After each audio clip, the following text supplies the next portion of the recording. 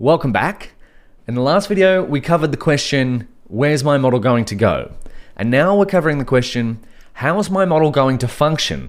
And the two main dichotomies here are online, real time, as in, would you like your predictions returned immediately? Or offline, as in batch processing, is it okay for the predictions to come back later? So you, for example, you might schedule a model to run once an hour or once a day. So let's go here and break it down. Online, real time. So in the case of Food Vision Mini, we might upload Pizza Dad. My dad, give him 2 thumbs up with a big plate of pizza here. Upload that image to Food Vision Mini, and then Food Vision Mini returns that the prediction of that image is a pizza. Hopefully, our model is good enough to do that. So this is real time. The predictions happen immediately.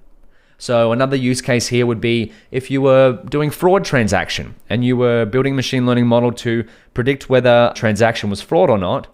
You don't want that to be waiting 10 minutes, an hour, a day even. You want it to be immediate. So someone swipes their credit card or someone purchases something online and the transaction goes through pretty quickly. That's an ideal use case.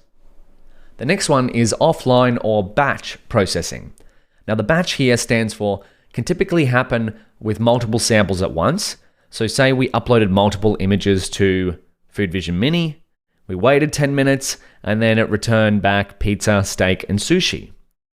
So in other words, the predictions come at a delay. Now, is that an ideal use case for our Food Vision Mini?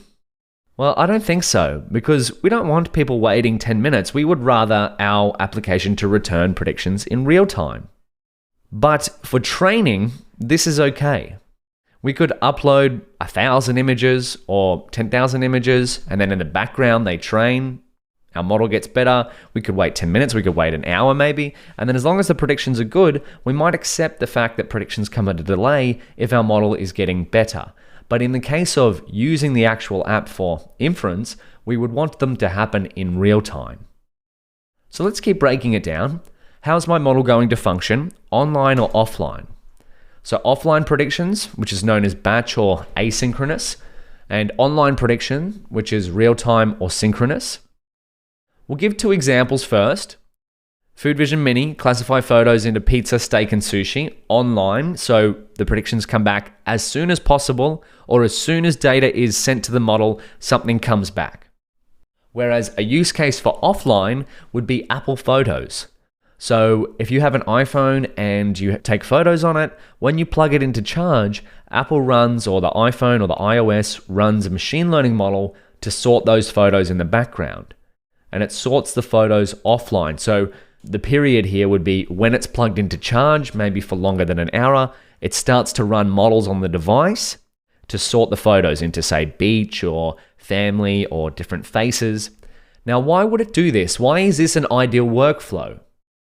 Well, let's think about it. If your phone was to sort photos while you were using it, so it's running a machine learning model in the background, well, that could potentially provide a non-ideal use case because your phone might start to slow down because it's running a machine learning model, and it might start to deplete a fair bit of battery because it's running a machine learning model in the background. So here's a good use case for offline, when the phone is plugged into charge. So that way, the battery is not going to be depleted, you're not using it, so you're not going to experience a slow device. And so if we have a look at this, frequency for offline prediction. How often does your model run? Such as every 10 minutes or every 4 hours or once per day. So if you're YouTube, maybe you run your recommendation algorithm once per day. So they probably run this a lot more, maybe once every minute, maybe even faster. But they might run an offline prediction to generate recommendations for me, you, everyone in the world based on the videos that were watched yesterday. So that's periodical. Whereas online predictions, they come as soon as requests come. So as soon as data comes in, the prediction comes back. As soon as possible, online. Useful for, so the offline prediction, what's useful for? So processing/training on data where you don't need immediate results. So in case of Apple Photos or another photo sorting app, we don't need immediate results for our photos to be sorted. But in the case of a Tesla self-driving car, well, we want our predictions to be online. We want them to happen as soon as possible because if they don't, there might be a safety issue. So optimized here for offline prediction is optimized for high throughput. So our Photos app could sort thousands of photos in the background. So making predictions / training on many samples at a time. Whereas if we wanted to do it online, we might do it low latency. So we want fast and quick results, and we want them often. An example for each of these, we've kind of spoken about this, but a recommendation engine such as Netflix or YouTube, where it could generate recommendations every 10 minutes, every 4 hours, or once per day. Apple Photos sorting app. YouTube video indexing. So if YouTube not only generating recommendations, but sort of going through a video and analyzing what topics are discussed. So that could happen in an offline fashion.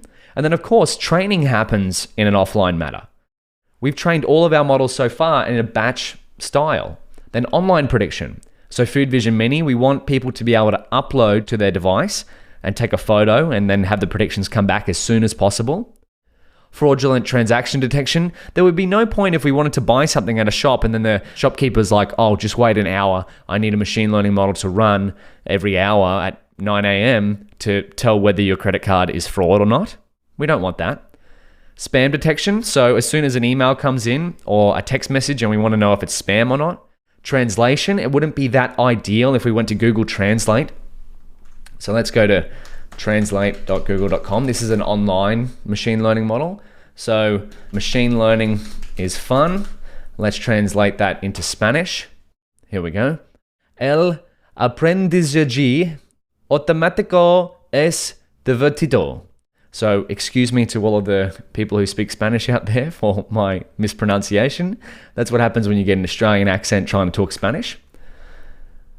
Then of course we have a self-driving vision system. So it would be, again, not an ideal scenario if we had to wait 10 minutes for our self-driving car to make a prediction on what was in front of us. And I've adapted / copied this table directly from the book Designing Machine Learning Systems by Chip Thuen because I found it so valuable, especially chapter 7 in here. That's part of the extra curriculum. I'd highly recommend this book. It's one of the resources I've used a lot to learn about machine learning model deployment. Here we go. And I've also linked it here in resources for machine learning and deep learning engineering as an extension to this course. So with that being said, we've covered how's my model going to function, offline or online. And of course, we can mix and match these just like we can mix cloud and edge. But now, speaking of cloud and edge, what are some places or tools to help deploy machine learning models? Let's discuss that in the next video.